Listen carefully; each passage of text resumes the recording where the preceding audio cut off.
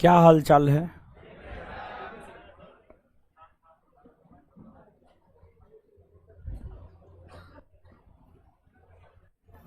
चलिए, तो बारिश हो रहा है ना? अच्छा, बारिश का मौसम है? नहीं है, नहीं है। बारिश का मौसम ना है अभी। जून के प्रथम सप्ताह। हाँ, ठीक है। हाँ, फिर भी बारिश हो रहा है, होने दीजिए, ठीक है। चलिए, तो पढ़ाना प्रारंभ कर दिए थे।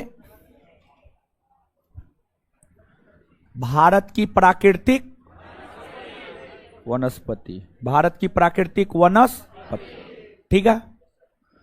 अब गुरुजी लोग आइएगा, थोड़ा देखिएगा, समझिएगा। और सबसे पहले इसको 1 मिनट में रिवीजन कर लेते हैं, कल का है, ठीक है। देख लीजिएगा, ठीके रहेगा, नहीं देखिएगा तब पर भी ठीके रहेगा, समझे? देख लीजिए। लवणीय मृदा में किन किन तत्वों की अधिकता हो? Magnesium, sodium, potassium. लवणीय मृदा का विस्तार किन किन क्षेत्रों में? किस पदार्थ का प्रयोग कर लवणीय मृदा को कृषि हो? पंजाब एवं हरियाणा में लवणीय मृदा के विस्तार के क्या कारण? अतिरेक। पंजाब तथा हरियाणा में लवणीय मृदा को स्थानीय स्तर पर किस नाम से जाना? रेह, ऊसर, कल्लर। लवणीय मृदा में उगाए जाने वाले प्रमुख फसल? धान, गन्ना, अमरूद। पीट एवं जैव मृदा का निर्माण कैसे होता है? नदियों के द्वारा बहाकर लाए गए अवसादों के भराव से डेल्टाई क्षेत्र में होता है। पीट एवं जैव मृदा का स्वभाव कैसी का हुआ हो? बोर्ड कट गया था क्या? हो गया, ठीक है।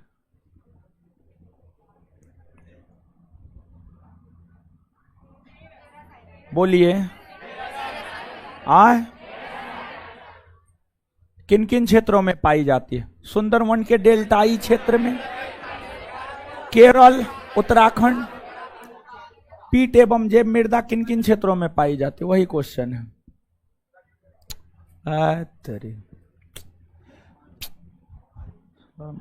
मर जाएगा ये मेरे हाथ से। पीट मृदा वाले क्षेत्रों में किस प्रकार के वन? Mangrove one. मृदा अवकर्षण, मृदा के उर्वरता में ह्रास का होना। मृदा के उर्वरता में ह्रास का होना।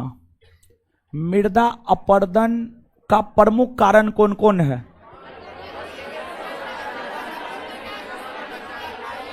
अत्यधिक पशुचारण, झूम कृषि, जलीय अपरदन, वायु अपरदन। मृदा अपरदन कितने चरणों में?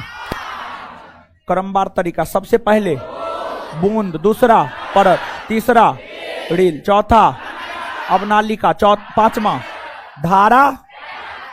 अवनालिका चरण में किसका निर्माण होता है? गड्ढा। अवनालिका अपरदन से प्रभावित क्षेत्र कौन कौन है? यमुना चंबल दोआब क्षेत्र, ठीक है। इसके बाद जो है पंजाब, छोटा नागपुर का पठार।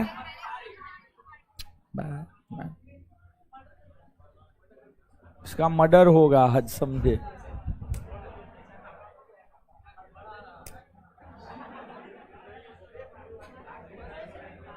मृदा अपरदन से बचने के उपाय? वृक्षारोपण, पशुचारण पर रोक, झूम कृषि पर रोक। पर्यावरणीय संतुलन बनाने के लिए कितने प्रतिशत भूभाग? 33 ना।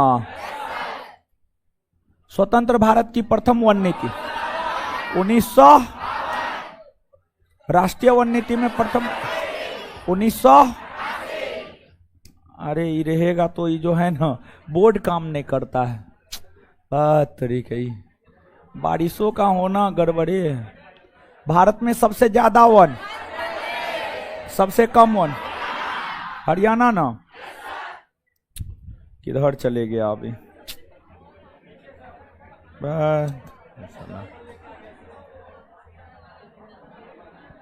मार दे, बोलिए।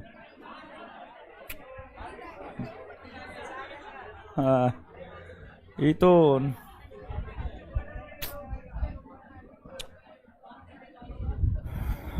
चलिए अब सुनिए, समझिएगा। वनस्पति, वनस्पति कई प्रकार के होते हैं। वनस्पति कई प्रकार के होते हैं। देखिए, चीजों को समझिएगा आप। जैसे आपकी सफलता आपके मेहनत के रेशियो के ऊपर निर्भर करता है।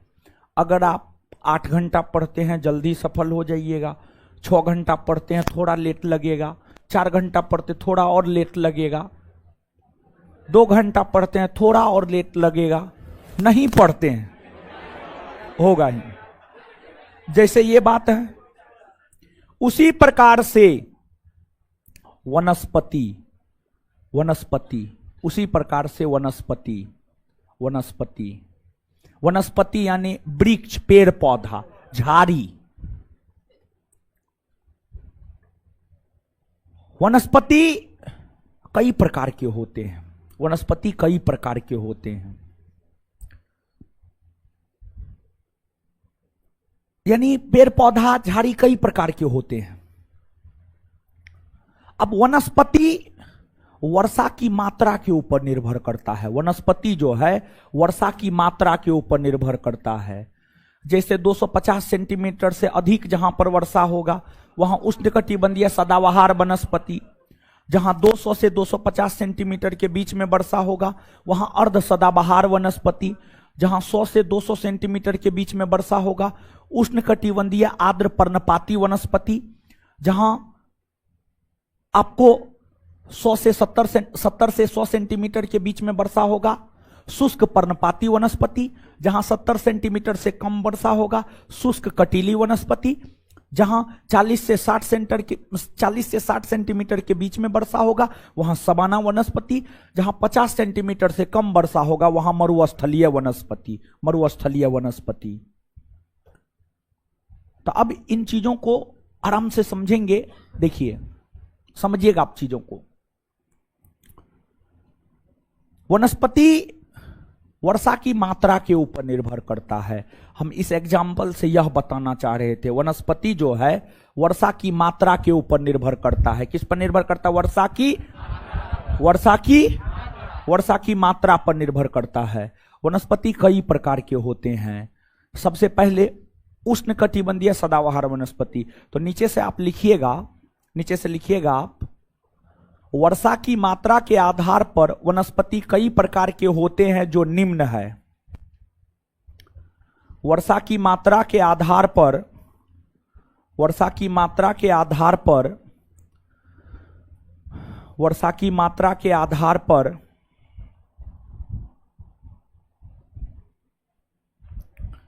वर्षा की मात्रा के आधार पर, वर्षा की मात्रा के आधार पर वनस्पति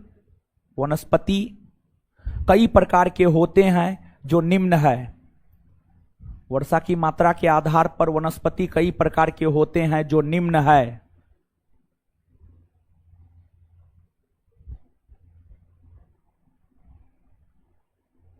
अब एक नंबर में हेडिंग मारिएगा उष्णकटिबंधीय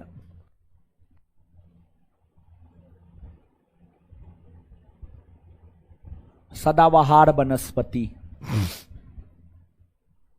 एक नंबर में हेडिंग मारिएगा उष्णकटिबंधीय सदाबहार वनस्पति।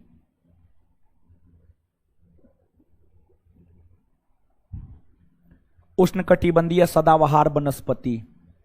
चलिए गुरुजी लोग अब आइएगा, ठीक है, आ जाइए। आ गए? हेडिंग मार लिए? हाँ, बढ़िया से मेहंदी लगा लगा के लिखिए, समझिए। है समझिए ना? समझ मत। उष्णकटिबंधीय सदाबहार वनस्पति। भारत के भीतर वैसा भूभाग जहां 250 सेंटीमीटर से अधिक वर्षा होता है, जहां 250 सेंटीमीटर से अधिक वर्षा होता है, सेंटीमीटर से अधिक वर्षा होता है, अधिक वर्षा होता है।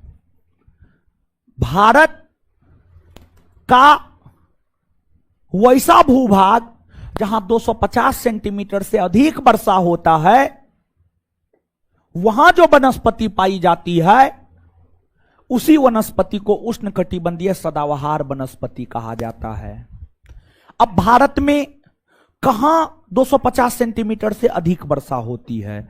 अगर आप भारत की बात करेंगे तो भारत में जो पश्चिमी घाट पर्वत श्रेणी है, यहां पर 250 सेंटीमीटर से अधिक वर्षा होता है। जो उत्तरी पूर्वी भारत है, यहां पर 250 सेंटीमीटर से अधिक वर्षा होता है। और जो अंडमान निकोबार द्वीप समूह है, यहां पर 250 सेंटीमीटर से अधिक वर्षा होता है।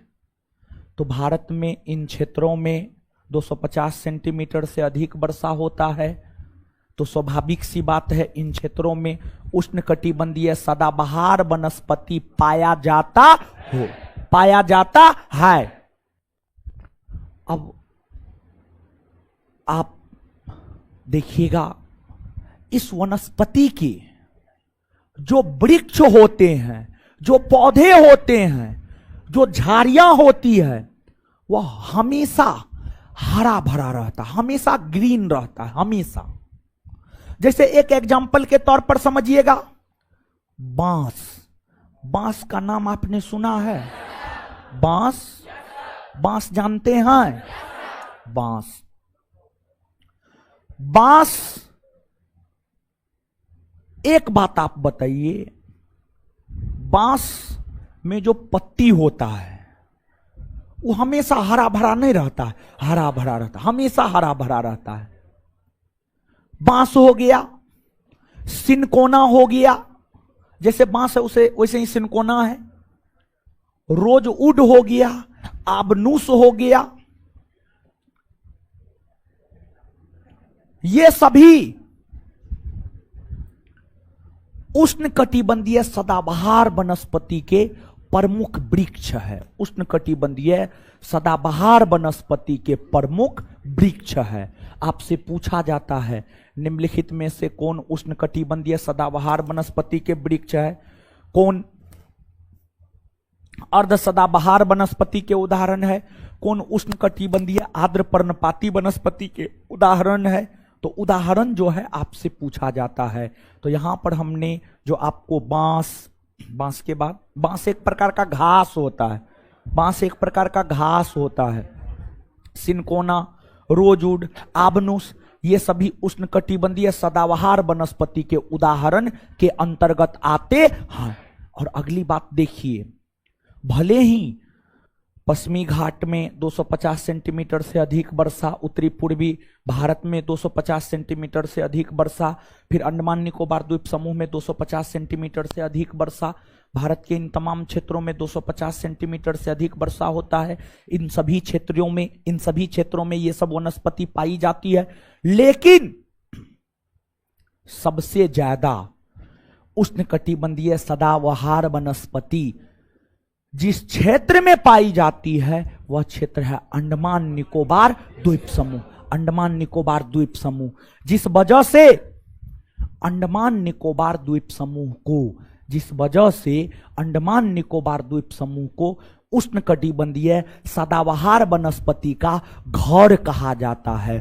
उष्णकटिबंधीय सदाबहार वनस्पति का घर कहा जाता है। क्या घर कहा जाता है? आपसे पूछा जाता है निम्नलिखित में से भारत के किस क्षेत्र को उष्णकटिबंधीय सदाबहार वनस्पति का घर कहा जाता है? तो इसका उत्तर होगा अंडमान निकोबार द्वीप समूह। और जानते हैं जो उष्णकटिबंधीय सदाबहार वनस्पति होता है काफी घना होता है, काफी घना वन होता है। यहाँ पर इन क्षेत्रों में काफी घना वन होता है, लेकिन इन वनों का बहुत ज्यादा महत्व न है। वाणिज्यिक महत्व जो है इन वनों का न है। समझिए, बहुत ज्यादा महत्व नहीं है, थोड़ा बहुत महत्व तो है ही, लेकिन बहुत ज्यादा जो कहिएगा, बहुत ज्यादा महत्व इन वनों का नहीं है। इसके बाद आपको जो दूसरा है वह है अर्ध सदाबहार वनस्पति। दूसरा कौन है आपको? अर्ध सदाबहार वनस्पति।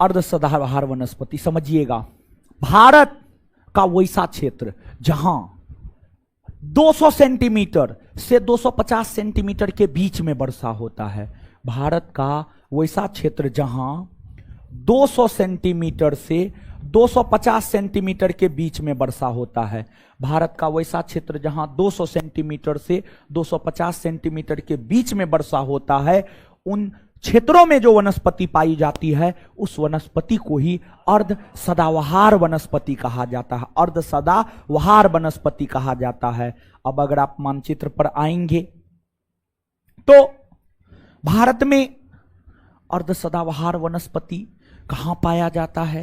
तो जो मेघालय का पठारी इलाका है, जो मेघालय का पठारी इलाका है, मेघालय के पठारी इलाका के बाद अंडमान निकोबार द्वीप समूह हो गया, और फिर सह्याद्री जो पश्चिमी घाट है, पश्चिमी घाट को महाराष्ट्र में क्या कहते हैं? सह्याद्री पर्वत। क्या कहते हैं? सह्याद्री। तो जो सह्याद्री का इलाका है, जो अंडमान निकोबार द्वीप समूह का इलाका है, जो मेघालय के पठार का इलाका है, यहां पर अर्ध सदाबहार वनस्पति पाया जाता है। और अर्ध सदाबहार वनस्पति के उदाहरण है साइडर, वृक्ष है, वृक्ष साइडर, होलक, समझ गए, होलक, चंपा, साइडर, होलक, चंपा, ये सब अर्ध सदाबहार वनस्पति के वृक्ष हैं। इसका भी बहुत ज्यादा वाणिज्यिक महत्व नहीं है। इसके बाद तीसरा अगर देखा जाए तो तीसरा है आपको उष्णकटिबंधीय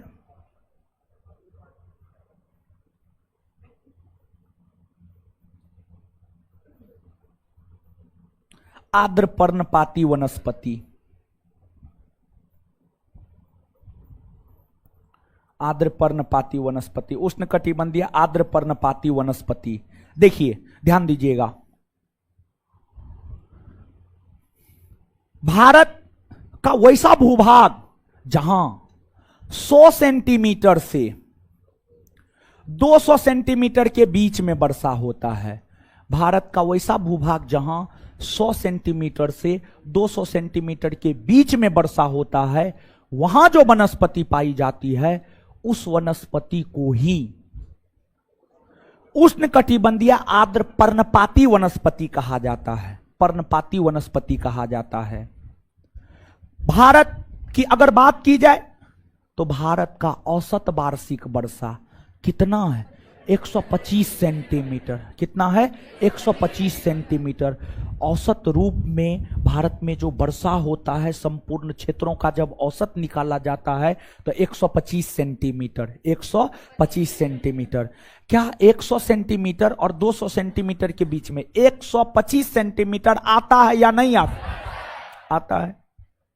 भारत में औसत वार्षिक वर्षा इतना है, 125 है। इसलिए भारत में अगर भारत की बात की जाए, भारत में जो वनस्पति सबसे ज्यादा पाई जाती है वह उष्णकटिबंधीय आर्द्र पर्णपाती वनस्पति है। भारत में सबसे ज्यादा उष्णकटिबंधीय आर्द्र पर्णपाती वनस्पति पाई जाती है। आपसे पूछा जाता है भारत में कौन सी वनस्पति सबसे ज्यादा पाई जाती है, तो आंसर यही हो। अब देखिएगा ये वनस्पति कहां पाई जाती है, तो इस वनस्पति की अगर हम लोग बात करें तो जो ये वनस्पति है, ये वनस्पति उत्तर प्रदेश में पाई जाती है, मध्य प्रदेश में पाई जाती है, बिहार में पाई जाती है, बंगाल में पाई जाती है, महाराष्ट्र में पाई जाती है, कर्नाटक में पाई जाती है। इन तमाम राज्यों में उष्णकटिबंधीय आर्द्र पर्णपाती वनस्पति पाई जाती है। और इस वनस्पति के प्रमुख उदाहरण है साल, सागवान, शीशम, ये सब इस वनस्पति के उदाहरण है। और आप देखिए साल के वृक्ष का, सागवान के वृक्ष का, शीशम के वृक्ष का कितना ज्यादा उपयोग होता है। आपके घर में जो फर्नीचर का काम होता है, आपके घर में जो पलंग होता है, आपके घर में जो डाइनिंग टेबल होता है, आपके घर में जो अलमारी होता है, अलमारी ऐसे जो है आपको लकड़ी का भी बनाया जाता है, समझ गए, और फिर जो है और चीज़ों का भी बनाया जाता है। तो जो आपको इस वनस्पति के वृक्ष हैं, इस वनस्पति के वृक्ष हैं, वाणिज्यिक दृष्टिकोण से, व्यापारिक दृष्टिकोण से महत्वपूर्ण है। वाणिज्यिक और व्यापारिक दृष्टिकोण से इस वनस्पति के वृक्ष जो है आपको महत्वपूर्ण होते हैं। और इस वनस्पति के जो वृक्ष होते हैं वो वसंत ऋतु और ग्रीष्म ऋतु के आगमन पर अपना पत्ता गिरा देता है। आप थोड़ा गौर कीजिएगा, उष्णकटिबंधीय आर्द्र वनस्पति के उदाहरण में आम भी आता है, कटहल भी आता है। आप थोड़ा गौर करेंगे तो जो फरवरी मार्च का माह होता है, फरवरी मार्च के माह में आप जब गौर करेंगे तो आप यह पाएंगे कि आम हो गया, कटहल हो गया, सागवान हो गया, शीशम हो गया, ये सब वृक्ष अपने पत्ता को गिरा देता है, अपने पत्ता को गिरा देता है। फिर वहां पर नया पत्ता आता है कि नहीं आता? आता है, समझ गए। तो इस वनस्पति के जो वृक्ष होते हैं वह वसंत ऋतु और ग्रीष्म ऋतु के आगमन पर अपना पत्ता गिरा देता है, जिस वजह से इस वनस्पति को पर्णपाती वनस्पति भी क्या कहा जाता? पर्णपाती वनस्पति भी कहा जाता है। इसके बाद आगे है आपको आए तो देखिए कौन कलर आ गया, ब्लू, हाँ आ गया। चलिए, लेकिन ब्लू और वाइट कुछ को नहीं बना। जैसे मेजेंटा आप लोग नहीं पढ़े हैं फिजिक्स में, दो कलर मिलता बन है तो तीसरा कलर बन जाता है, तो कुछ नहीं हुआ।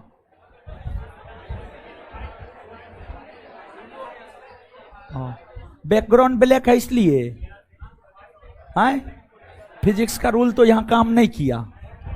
आए तो ठीक है, चलिए ठीक है, कोई बात नहीं। सुनिए अब आइए। इसके बाद आगे है शुष्क पर्णपाती वनस्पति। आगे कौन है? शुष्क पर्णपाती वनस्पति।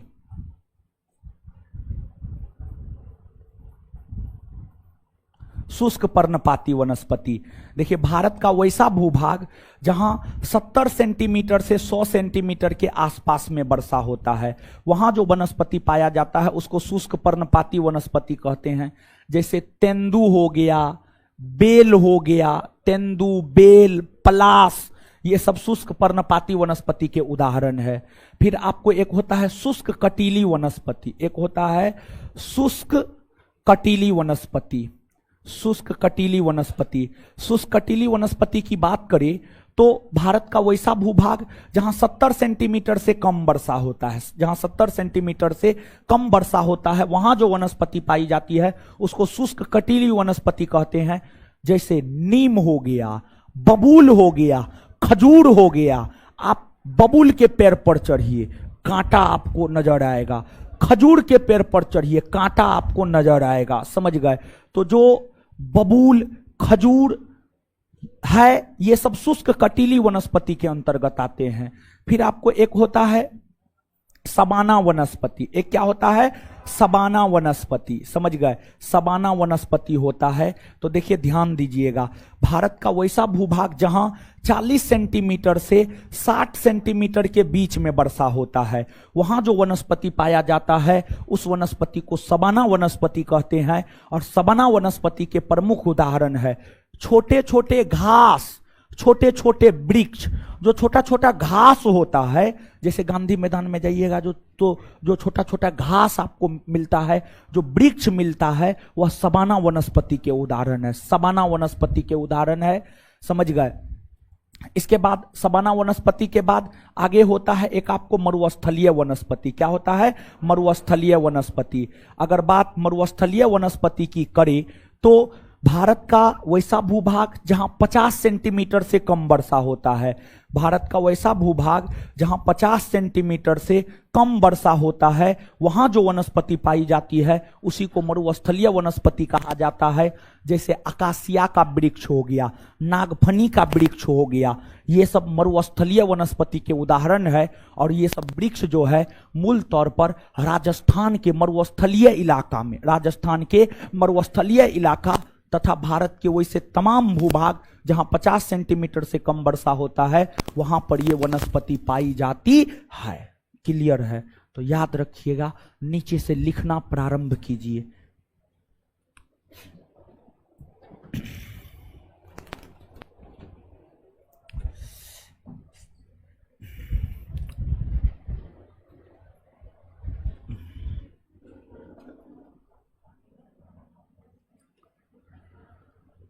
चलिए, एक नंबर में उष्णकटिबंधीय सदाबहार वनस्पति, डैश देकर हेडिंग मारे।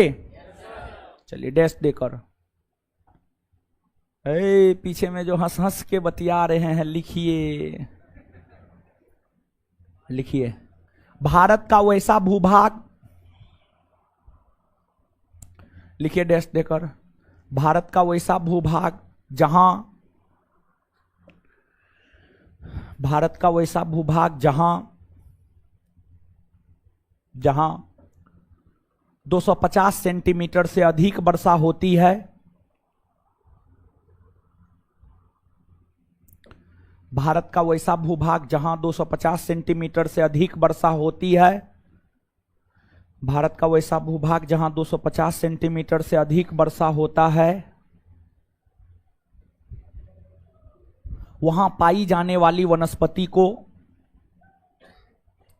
वहां पाई जाने वाली वनस्पति को, वहां पाई जाने वाली वनस्पति को, वहां पाई जाने वाली वनस्पति को, वहां पाई जाने वाली वनस्पति को, वहां पाई जाने वाली वनस्पति को उष्णकटिबंधीय सदाबहार वनस्पति कहते हैं। उष्णकटिबंधीय सदाबहार वनस्पति कहते हैं। उष्णकटिबंधीय सदाबहार वनस्पति कहते हैं। Full stop. इस वनस्पति के वन सालों भर, उसी में कंटिन्यू, उसी में कंटिन्यू लिखिएगा। इस वनस्पति के वन, इस वनस्पति के वन सालों भर, सालों भर हरे भरे रहते हैं। इस वनस्पति के वन सालों भर हरे भरे रहते हैं। इस वनस्पति के वन सालों भर हरे भरे रहते हैं। इस वनस्पति के वन सालों भर हरे भरे रहते हैं, सालों भर हरे भरे रहते हैं, जिस कारण इसे सदाबहार वनस्पति कहा जाता है, जिस कारण इसे सदाबहार वनस्पति कहा जाता है।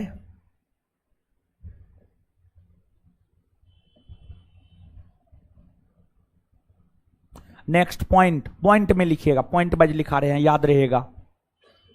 यह वनस्पति पश्चिमी घाट, नेक्स्ट पॉइंट, यह वनस्पति पश्चिमी घाट, पश्चिमी घाट कोमा उत्तरी पूर्वी भारत, उत्तरी पूर्वी भारत, यह वनस्पति पश्चिमी घाट कोमा उत्तरी पूर्वी भारत, उत्तरी पूर्वी भारत, उत्तरी पूर्वी भारत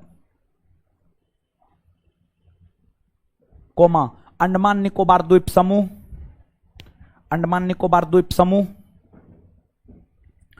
अंडमान निकोबार द्वीप समूह में पाई जाती है, में पाई जाती है, में पाई जाती है, में पाई जाती है, में पाई जाती है।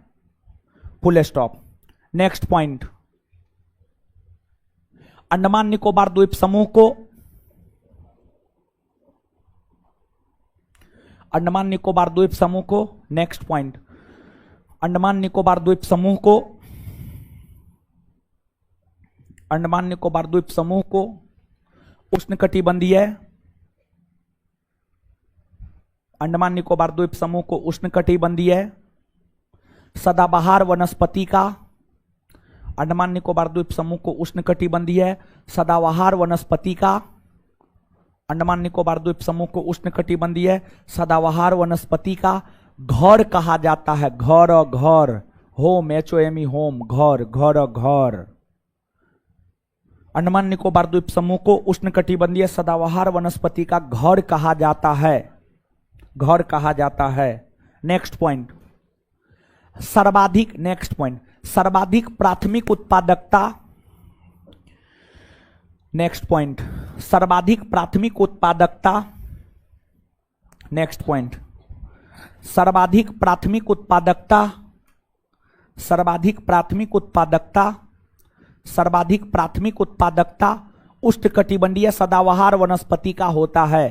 सर्वाधिक प्राथमिक उत्पादकता, सर्वाधिक प्राथमिक उत्पादकता, सर्वाधिक प्राथमिक उत्पादकता, सर्वाधिक प्राथमिक उत्पादकता, सर्वाधिक प्राथमिक उत्पादकता उष्णकटिबंधीय सदाबहार वनस्पति का होता है। सर्वाधिक प्राथमिक उत्पादकता उष्णकटिबंधीय सदाबहार वनस्पति का होता है। उष्णकटिबंधीय सदाबहार वनस्पति का होता है। उष्णकटिबंधीय सदाबहार वनस्पति का होता है। नेक्स्ट पॉइंट, इस वनस्पति के प्रमुख वृक्ष,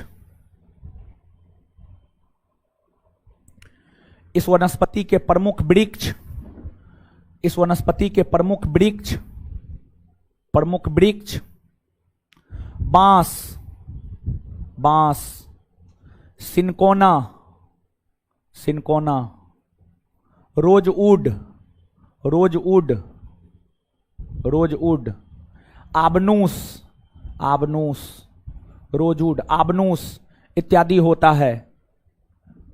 इस वनस्पति के प्रमुख वृक्ष बांस, सिनकोना, रोजवुड, आबनूस इत्यादि होता है, इत्यादि होता है, इत्यादि होता है। नेक्स्ट एक पॉइंट और लिखिएगा, बांस एक प्रकार का घास होता है, बांस एक प्रकार का घास होता है। नेक्स्ट पॉइंट लिखिएगा, बांस एक प्रकार का घास होता है, बांस एक प्रकार का घास होता है, घास होता है।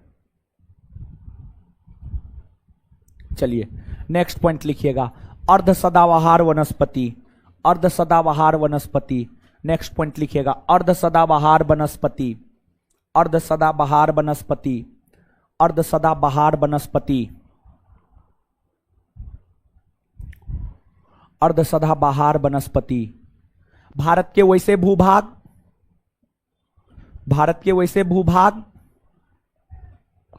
भारत के वैसे भूभाग जहां, भारत के वैसे भूभाग जहां 200 सेंटीमीटर से,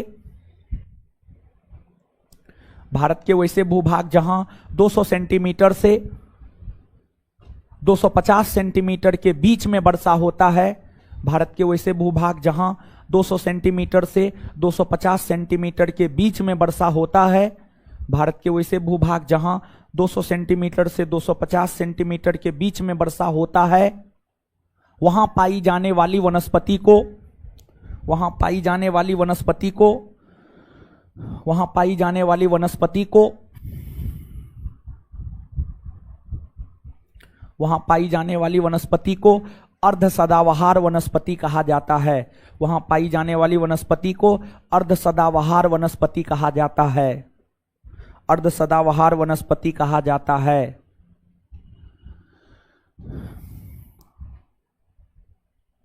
इस वनस्पति के प्रमुख वृक्ष, इस वनस्पति के प्रमुख वृक्ष, प्रमुख वृक्ष साइडर, होलक, चंपा इत्यादि है। इस वनस्पति के प्रमुख वृक्ष साइडर, होलक, चंपा इत्यादि है। इस वनस्पति के प्रमुख वृक्ष साइडर, होलक, चंपा इत्यादि है। इस वनस्पति के प्रमुख वृक्ष साइडर, होलक, चंपा इत्यादि है, इत्यादि है। यह वनस्पति, यह वनस्पति यह वनस्पति मेघालय के पठार, यह वनस्पति मेघालय के पठार, मेघालय के पठार कोमा सह्याद्री, सह्याद्री, सह्याद्री, सह्याद्री कोमा अंडमान निकोबार द्वीप समूह, कोमा अंडमान निकोबार द्वीप समूह, सह्याद्री कोमा अंडमान निकोबार द्वीप समूह, अंडमान निकोबार द्वीप समूह, सह्याद्री कोमा अंडमान निकोबार द्वीप समूह। जैसे क्षेत्रों में पाई जाती है, जैसे क्षेत्रों में पाई जाती है। देखिए ध्यान दीजिएगा, एगो बात बता रहे हैं, इसमें अर्ध सदाबहार वनस्पति में कुछ भी याद रखने का जरूरत न है, सिर्फ इसका उदाहरण याद रखना है। साइडर, होलक, चंपा अर्ध सदाबहार वनस्पति के वृक्ष हैं, बस इतना याद रखना है। इसके अलावा इसमें कुछ भी याद रखने की जरूरत नहीं है, ठीक है। अब नीचे से लिखिएगा, उष्णकटिबंधीय आर्द्र पर्णपाती वनस्पति, उष्णकटिबंधीय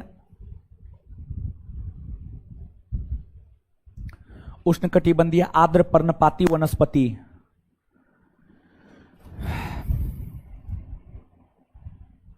उष्णकटिबंधीय आर्द्र पर्णपाती वनस्पति, उष्णकटिबंधीय आर्द्र पर्णपाती वनस्पति, उष्णकटिबंधीय आर्द्र पर्णपाती वनस्पति, उष्णकटिबंधीय आर्द्र पर्णपाती वनस्पति डैश देकर, डैश देकर। भारत का वैसा भूभाग,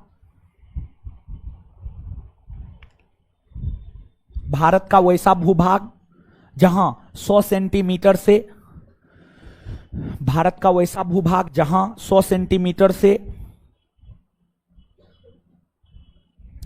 भारत का वैसा भूभाग जहां 100 सेंटीमीटर से 200 सेंटीमीटर के बीच में, भारत का वैसा भूभाग जहां 100 सेंटीमीटर से 200 सेंटीमीटर के बीच में, भारत का वैसा भूभाग जहां 100 सेंटीमीटर से 200 सेंटीमीटर के बीच में वर्षा होता है, भारत का वैसा भूभाग जहां 100 सेंटीमीटर से 200 सेंटीमीटर के बीच में वर्षा होता है, वहां पाई जाने वाली वनस्पति, वहां पाई जाने वाली वनस्पति, वहां पाई जाने वाली वनस्पति, वहां पाई जाने वाली वनस्पति, वहां पाई जाने वाली वनस्पति उष्णकटिबंधीय आर्द्र पर्णपाती वनस्पति कहलाती है।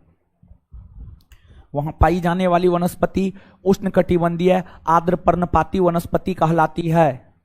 वहां पाई जाने वाली वनस्पति उष्णकटिबंधीय आर्द्र पर्णपाती वनस्पति कहलाती है। उष्णकटिबंधीय आर्द्र पर्णपाती वनस्पति कहलाती है। Full stop, full stop, full stop.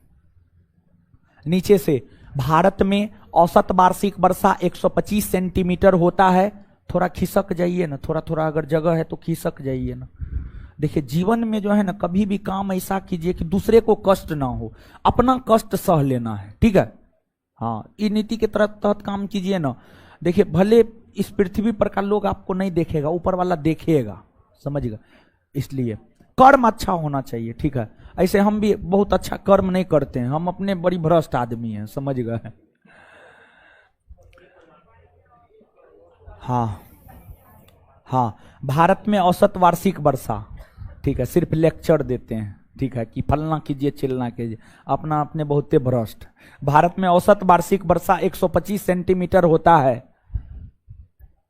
Bharat में औसत वार्षिक वर्षा 125 सेंटीमीटर होता है। इस आधार पर आय तोड़ी के का हो गया,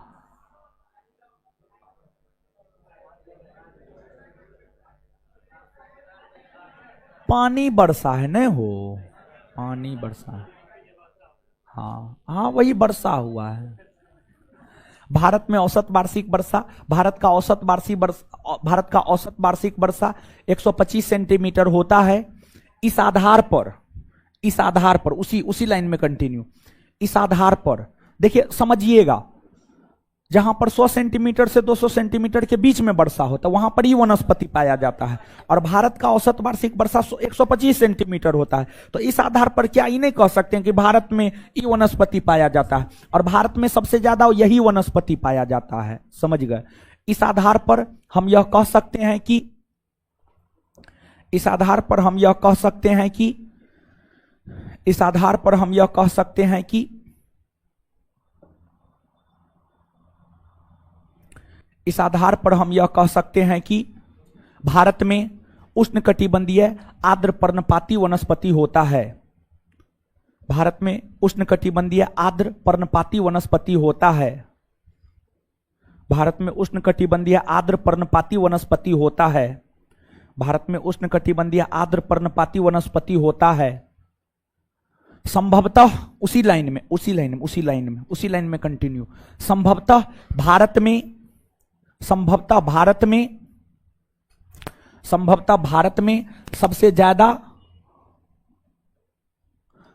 भारत में सबसे ज्यादा यही वनस्पति पाई जाती है। संभवतः भारत में सबसे ज्यादा यही वनस्पति पाई जाती है। संभवतः भारत में सबसे ज्यादा यही वनस्पति पाई जाती है। यही वनस्पति पाई जाती है। नेक्स्ट पॉइंट, इस वनस्पति के वृक्ष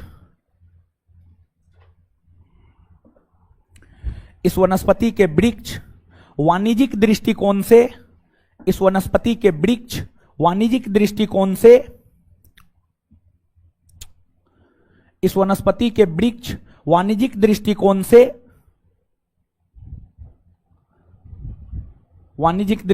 से महत्वपूर्ण होता है।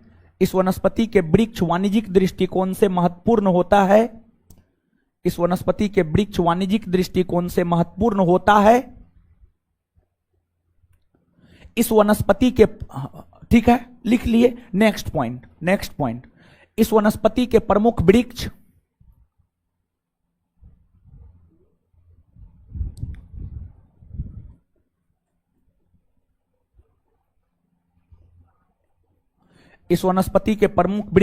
साल, सागवान, शीशम, आम, कटहल इत्यादि है।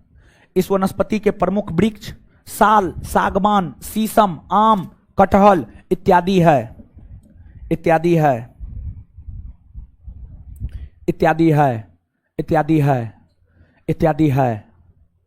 नेक्स्ट पॉइंट,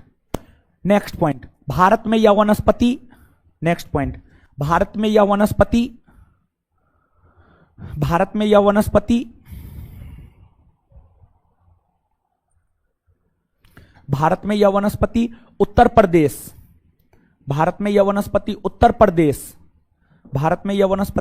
प्रदेश, मध्य प्रदेश, बिहार, पश्चिम बंगाल। भारत में यह वनस्पति उत्तर प्रदेश, मध्य प्रदेश, बिहार, बंगाल, महाराष्ट्र, कर्नाटक जैसे राज्यों में पाई जाती है। महाराष्ट्र, कर्नाटक जैसे राज्यों में पाई जाती है। नेक्स्ट पॉइंट,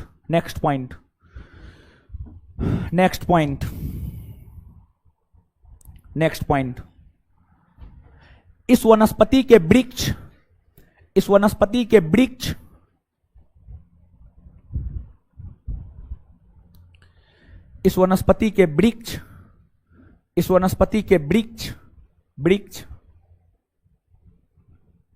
के वृक्ष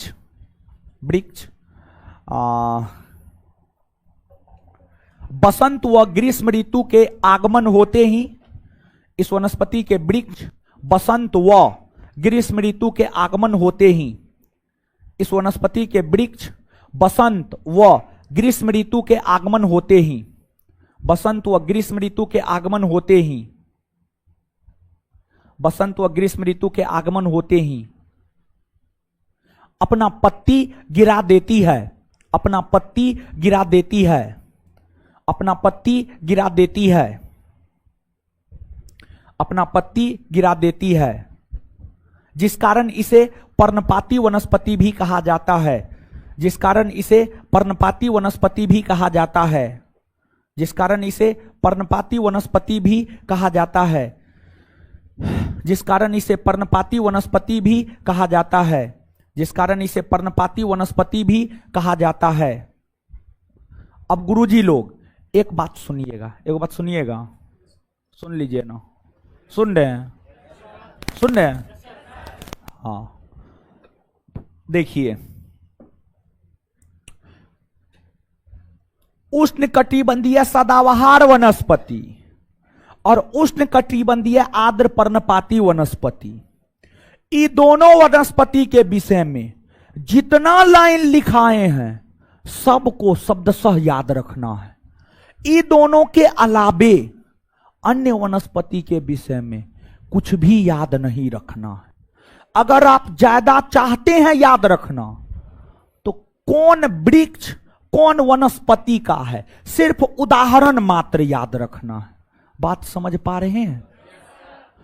तो उष्णकटिबंधीय सदाबहार वनस्पति में मार दीजिए VVI, VVI, जहां पर हेडिंग मारे वहीं पर VVI, ठीक है, मतलब ये महत्वपूर्ण है, इसको याद रखना है।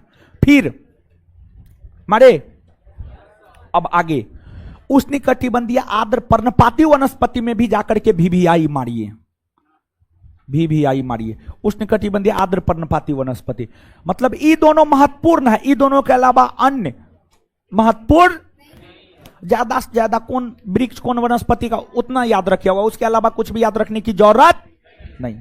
ठीक है, अब लिखिए आगे, नेक्स्ट, शुष्क पर्णपाती वनस्पति, लिखिएगा शुष्क पर्णपाती वनस्पति, शुष्क पर्णपाती वनस्पति, लिखिएगा शुष्क पर्णपाती वनस्पति। भारत का वैसा भूभाग जहां, भारत का वैसा भूभाग जहां, भारत का वैसा भूभाग जहां, भारत का वैसा भूभाग जहां, भारत का वैसा भूभाग जहां 70 सेंटीमीटर से 70 सेंटीमीटर से 100 सेंटीमीटर के बीच में वर्षा होता है। भारत का वैसा भूभाग जहां 70 सेंटीमीटर से 100 सेंटीमीटर के बीच में वर्षा होता है। भारत का वैसा भूभाग जहां 70 सेंटीमीटर से 100 सेंटीमीटर के बीच में वर्षा होता है, वहां पाई जाने वाली वनस्पति, वहां पाई जाने वाली वनस्पति, वहां पाई जाने वाली वनस्पति शुष्क पर्णपाती वनस्पति कहलाती है। वहां पाई जाने वाली वनस्पति शुष्क पर्णपाती वनस्पति कहलाती है। वहां पाई जाने वाली वनस्पति शुष्क पर्णपाती वनस्पति कहलाती है। वहां पाई जाने वाली वनस्पति शुष्क पर्णपाती वनस्पति कहलाती है। इसके प्रमुख उदाहरण, इसके प्रमुख उदाहरण तेंदू, पलास, पलास, बेल इत्यादि है। इसके प्रमुख उदाहरण तेंदू, पलास, बेल इत्यादि है। इसके प्रमुख उदाहरण तेंदू, पलास, बेल इत्यादि है। तेंदू, पलास, बेल इत्यादि है। बेल, बेल, अरे जिसका शरबत बनता है महाराज। हाँ, चलिए आगे हेडिंग मारिए, शुष्क कटीली वनस्पति, शुष्क कटीली वनस्पति, आगे हेडिंग मारिएगा शुष्क कटीली वनस्पति, शुष्क कटीली वनस्पति, शुष्क कटीली वनस्पति, शुष्क कटीली वनस्पति, डैश देकर लिखिएगा। भारत का वैसा भूभाग जहां, भारत का वैसा भूभाग जहां 70 सेंटीमीटर से कम वर्षा होता है। भारत का वैसा भूभाग जहां, भारत का वैसा भूभाग जहां 70 सेंटीमीटर से कम वर्षा होता है। भारत का वैसा भूभाग जहां 70 सेंटीमीटर से कम वर्षा होता है, वहां पाई जाने वाली वनस्पति, वहां पाई जाने वाली वनस्पति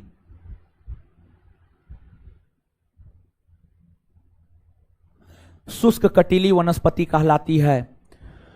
वहां पाई जाने वाली वनस्पति शुष्क कटीली वनस्पति कहलाती है।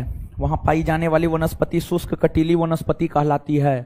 शुष्क कटीली वनस्पति कहलाती है। इसके प्रमुख उदाहरण नीम, बबूल, खजूर। इसके प्रमुख उदाहरण नीम, बबूल, खजूर, नीम, बबूल, खजूर इत्यादि है। इसके प्रमुख उदाहरण नीम, बबूल, खजूर इत्यादि है। इसके प्रमुख उदाहरण नीम, बबूल, खजूर इत्यादि है। इसके प्रमुख उदाहरण नीम, बबूल, खजूर इत्यादि है। नीम, बबूल, खजूर इत्यादि है। नेक्स्ट सबाना वनस्पति। नेक्स्ट सबाना वनस्पति।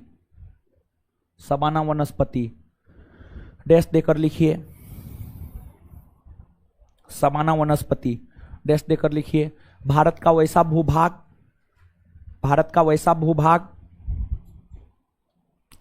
भारत का वैसा भूभाग, भारत का वैसा भूभाग जहां,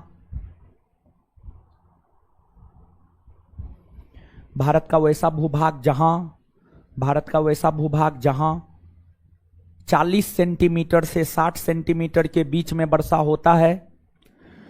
भारत का वैसा भूभाग जहां 40 सेंटीमीटर से 60 सेंटीमीटर के बीच में वर्षा होता है। भारत का वैसा भूभाग जहां 40 सेंटीमीटर से 60 सेंटीमीटर के बीच में वर्षा होता है, वहां पाई जाने वाली वनस्पति सबाना वनस्पति कहलाती है।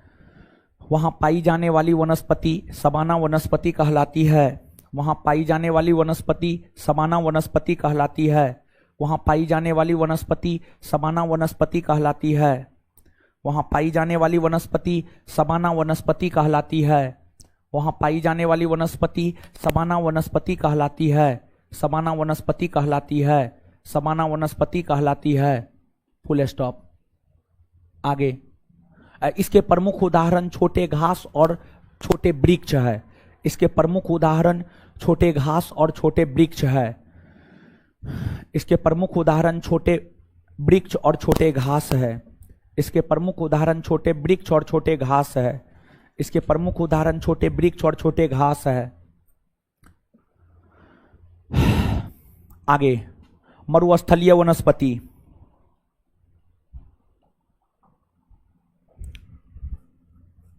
मरुस्थलीय वनस्पति डैश देकर लिखिएगा। भारत का वैसा भूभाग जहां,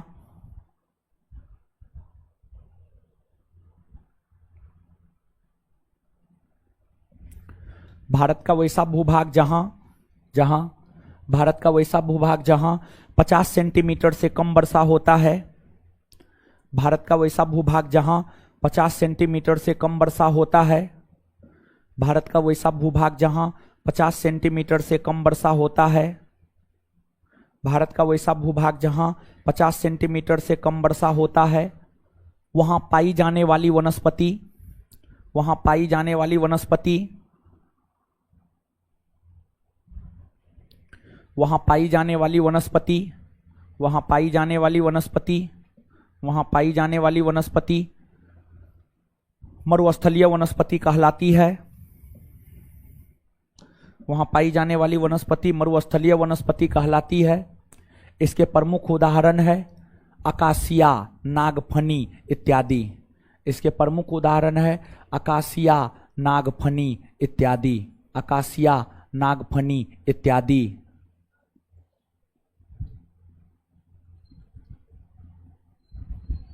अकासिया, नागफनी इत्यादि।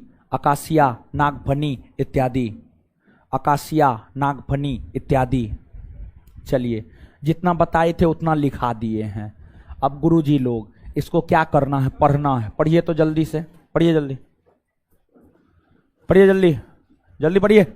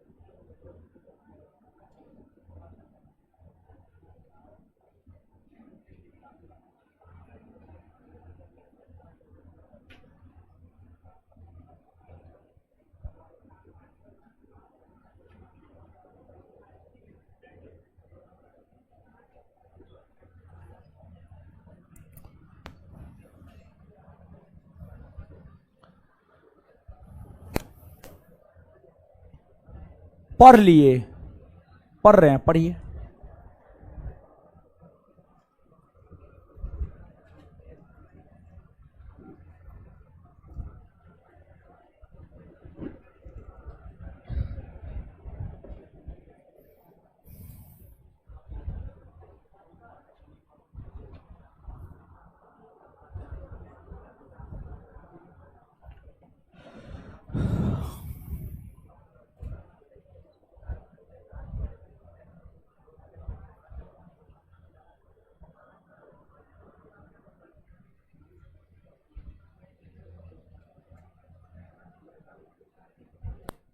पढ़ लिए, आइए तो याद करते, बोर्ड पे आइए जल्दी से।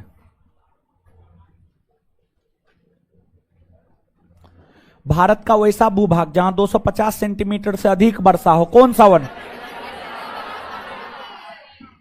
भारत का वैसा भूभाग जहां 250 सेंटीमीटर से अधिक वर्षा हो, वहां कौन सा? इस वनस्पति के प्रमुख उदाहरण कौन कौन है? चलिए, इसके बाद भारत का वैसा भूभाग जहां 200 सेंटीमीटर से 250 सेंटीमीटर के बीच में वर्षा, कौन वनस्पति? इसके प्रमुख उदाहरण साइडर, होलक, चंपा, ये सब किसका उदाहरण? अर्ध सदाबहार, साइडर, होलक, चंपा किसका उदाहरण? चलिए, भारत का वैसा भूभाग जहां 100 सेंटीमीटर से 200 सेंटीमीटर के बीच में वर्षा, भारत का वैसा भूभाग जहां 100 सेंटीमीटर से 200 सेंटीमीटर के बीच में वर्षा हो, क्या कहलाता है? इसके प्रमुख उदाहरण, ये सब किसका उदाहरण है? भारत का वैसा भूभाग जो जहां 70 सेंटीमीटर से 100 सेंटीमीटर के बीच में वर्षा, शुष्क पर्णपाती, इसके प्रमुख उदाहरण है। तेंदुपलास बेल किसके उदाहरण है? तेंदुपलास बेल किसके उदाहरण है? अच्छा, भारत का वैसा भूभाग जहां 70 सेंटीमीटर से कम वर्षा हो, कौन? इसके प्रमुख उदाहरण, इसके प्रमुख उदाहरण नीम बबूल। वैसा भूभाग जहां 40 सेंटीमीटर से 60 सेंटीमीटर के बीच में वर्षा, क्या कहलाता है? क्या कहलाता है? इसके प्रमुख उदाहरण छोटे घास, और जहां 50 सेंटीमीटर से कम वर्षा हो, जहां 50 सेंटीमीटर से कम वर्षा, इसके प्रमुख उदाहरण अकासिया और अकासिया और चलिए, अब आइएगा, कौन वनस्पति है जिसके वृक्ष सदा हरे भरे होते हैं? कौन ऐसा वनस्पति है जिसके वृक्ष सदा हरे भरे होते हैं? चलिए, कौन वनस्पति है जो अपना पत्ता ग्रीष्म या बसंत ऋतु के आगमन पर गिरा देती? आए, एक बार फिर से, कौन ऐसा वनस्पति है जिसके वृक्ष हमेशा या जिसके वन हमेशा हरे भरे होते हैं? उष्णकटिबंधीय सदाबहार।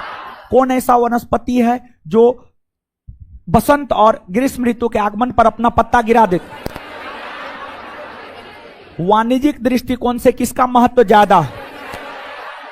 आए, भारत में सबसे ज्यादा कौन वनस्पति? भारत में सबसे ज्यादा कौन वनस्पति? उत्तर प्रदेश, महाराष्ट्र, कर्नाटक, मध्य प्रदेश, बिहार, बंगाल में कौन वनस्पति? आए, अच्छा, उष्णकटिबंधीय सदाबहार वनस्पति कहां पाया जाता है? पश्चिमी घाट, अंडमान निकोबार द्वीप समूह, उत्तरी पूर्वी भारत। उष्णकटिबंधीय सदाबहार वनस्पति कहां पाई जाती है? क्लियर है? उष्णकटिबंधीय सदाबहार वनस्पति का घर किसे कहा जाता है? किसे कहा जाता है? अंडमान निकोबार। उष्णकटिबंधीय सदाबहार वनस्पति का घर किसे कहा जाता है? अंडमान निकोबार। सबसे ज्यादा प्राथमिक उत्पादकता किस वनस्पति को? उष्णकटिबंधीय। सबसे ज्यादा प्राथमिक उत्पादकता किस वनस्पति की होती है? क्लियर है? चलिए ठीक है। अब जो है इससे आगे हम लोग अगले क्लास में देखेंगे। और सुन लीजिए थोड़ा सा, अरे जाइएगा, छुट्टी ये दे देंगे, ठीक है।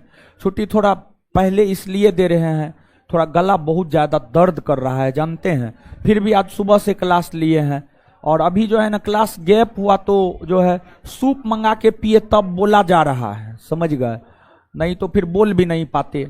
इसके बाद भी थोड़ा सा टेस्ट डिस्कशन भी है, समझ गए। इसके बाद भी थोड़ा सा है, 10-15 मिनट का एक क्लास है, समझे। तो इसलिए भी जो है इससे आगे अगले क्लास में मिलेंगे। और टेस्ट और है, आपको पता है कब? मंगलवार को ना, हाँ तो याद रखिएगा, ठीक है। धन्यवाद सभी लोगों का। हमको निकलने दीजिए, तब निकलिएगा, हमको दूसरे सेंटर पे भी जाना है। अगले क्लास में पूछिएगा।